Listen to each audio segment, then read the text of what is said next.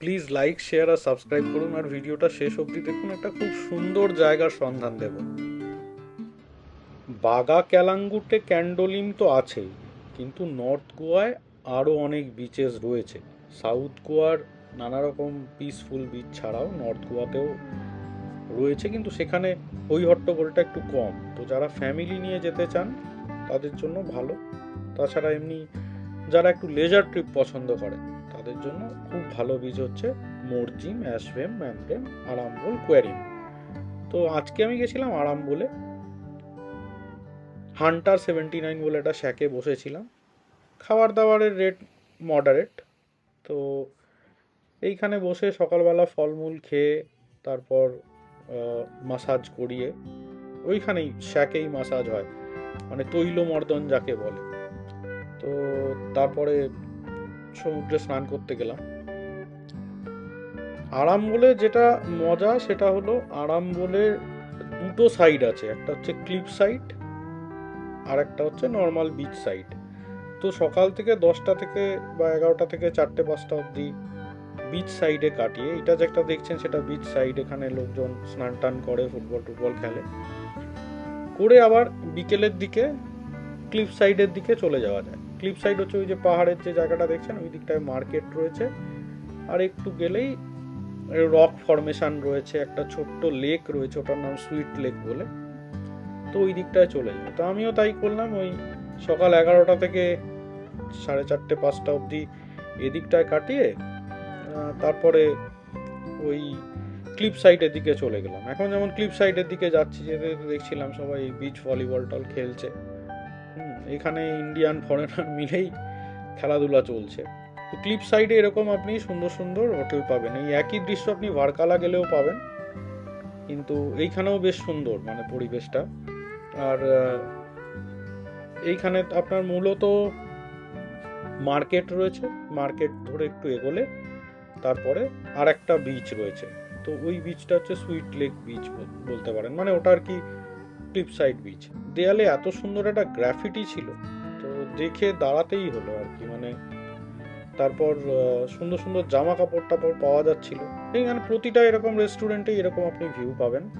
গিয়ে বসে গেলেন। আর এমনি হোটেল নিয়ে থাকতে গেলে খরচা ওই 1000 1500 2,000 টাকা পার নাইট। খুব ফ্যান্সি হোটেল না, এরকম রক ফরমেশন রয়েছে। তো ভালো লাগে বেশ, মানে সানসেট উপভোগ করার জন্য দারুণ পয়েন্ট। আর একটা পয়েন্ট রয়েছে, সেটা হচ্ছে যে ওখান থেকে ট্রেক করে একটা জায়গায় যেতে হয়, সেখানে ওই লোকে গায়ে মুলতানি মাটি ফাটি লাগায়, মাটি লাগিয়ে স্নান টান করে। তো আমি স্নান করেছি, কিন্তু মুলতানি মাটি লাগানোর মতো আমার স্কোপ হয়নি। দুর্দান্ত হাওয়া দিচ্ছিল সাথে, মানে একটা স্বর্গীয় অনুভূতি। তো আপনি এইখানে ইজিলি নেমে যাওয়া যায়। যেমন কেরালার ভার্কালাতে যেমন ক্লিফ থেকে বিচ অ্যাক্সেস করতে গেলে অনেক কাঠখড় পোড়াতে হয়, আরাম বলে কিন্তু সেটা না, সিঁড়ি করা রয়েছে, এখানে নেমে গেলেন। এইটা হচ্ছে ওই ক্লিফের মানে ডান দিকে, ক্লিফ থেকে নিচে নামলে এটা আর একটা বিচ। এখানে ওই সানবাথ নেওয়ার এখানেও ব্যবস্থা রয়েছে, কিন্তু প্রেফারেবলি ওই দিকটা মানে দিনের বেলা, এই দিকটা ওই বিকেল থেকে। তো এইটা হচ্ছে সুইট লেক, এটা একটা লেগুনের মতো বা লাগুনের মতো। এটা ওই বিকেল 5:30টার সময় কিন্তু বন্ধ করে দেয়। তো আসতে গেলে এখানে মোটামুটি ওই 3:30 4টে নাগাদ চলে এসে এখানেও স্নান টান করে তারপরে আপনি আবার বিচ সাইডে চলে যেতে পারেন, বা ক্লিপ সাইডের যে কোনো ক্যাফেতে বসে সময় কাটাতে পারেন। লেজার ট্রিপ, আমি আবার বলছি, এই জায়গাগুলো কিন্তু লেজার ট্রিপ। এখানে ওই ওই হল্লা ডিজে দমাদ্দম মিউজিক ওইগুলো পোষাবে না। মানে যদি আপনি ওই ধরনের আনন্দ করতে চান, তাহলে বাগা, ক্যালাঙ্গুটে, ক্যান্ডোলি। এই যে চান করেছিলাম তার ফটো, নেমে মনে হচ্ছে এই বুঝে একটা কুমির এলো, কিন্তু কুমির নেই। কিন্তু এত সিনেমা দেখেছি কুমিরের, মানে মনে হচ্ছে যেন কুমির থাকার জন্য আদর্শ জায়গা আর কি লেগুন। যদিও কুমির টুমির এসব কিছু থাকে না। দারুণ অভিজ্ঞতা সুইট লেক।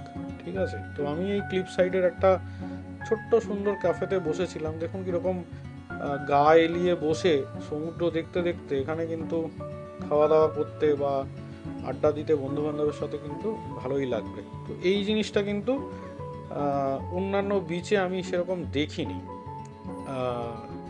কাবোডিরামাতেও আপনি ক্লিফ এনজয় করতে পারবেন কেপ থেকে, বা আঞ্জুনাতে লাশ বলে ক্যাফে আছে, সেখান থেকে আপনি এনজয় করতে পারবেন ক্লিফ। কিন্তু এখানে খুব অ্যাক্সেসেবল, মানে আপনি চাইলেই টুক করে বিচে নেমে যেতে পারবেন, আবার উঠে আসতে পারবেন। যেটা অন্যান্য বিচে কিন্তু আমি দেখিনি। তো ভীষণ ভালো লেগেছে। এখানে একটা পিনাকোলাডা একটা বানিয়ে দিল, খুব সুন্দর বানিয়েছিল। মানে ক্লিফ সাইড ছোট রেস্টুরেন্ট বলে যে খাবারের দাবারের কোয়ালিটি খারাপ তা না, ওইটা হচ্ছে বিচ সাইড আরামবাগ। মানে আপনি যখন এন্ট্রি করবেন ওই দিকটা দিয়ে এন্ট্রি করতে হয়, এদিকটায় হেঁটে হেঁটে হেঁটে হেঁটে আসতে হয়। আবার হাই টাইডের সময় এই জায়গাটা একটু ব্লক থাকে, তো তখন আবার মানে ভিজে যেতে পারে জামা কাপড়। যাই হোক, এবার ফেরার পালা। মোটামুটি 7টা সাড়ে 7টা নাগাদ ফিরে গেলাম। স্কুটার আমি মরজিমেই নিয়েছিলাম একটা দিনের জন্য। একটা দিনের স্কুটার নিলে একটু খরচাটা বেশি, কিন্তু দুদিনের জন্য নিলে একটু কম, ওই 500-600 টাকা মতো নেয়। অনেক জায়গায় দরদাম করে 300-400 টাকাতেও পাওয়া যায়, কিন্তু এই স্কুটারটা খুব ভালো কোয়ালিটির স্কুটার দিয়েছিল। মরজিমে ফিরে সন্ধ্যাবেলা খেতে গেছিলাম বোধি ট্রি বলে একটা চীন বা ইন্দো চাইনিজ রেস্টুরেন্ট টাইপের, তো অনেক কিছুই পাওয়া যায়। ওটা আবার ছাপড়া নদীর কাছে, খুব সুন্দর পরিবেশ, অবশ্যই যাবেন। আর এখানেই শেষ করছি। Please like, share, subscribe. Next ভিডিওতে কিন্তু নর্থ গোয়ার কিছু কিছু জায়গা দেখাবো এবং একটা দারুণ অভিজ্ঞতা হয়েছে সেটাও শেয়ার করব। Thank you everyone.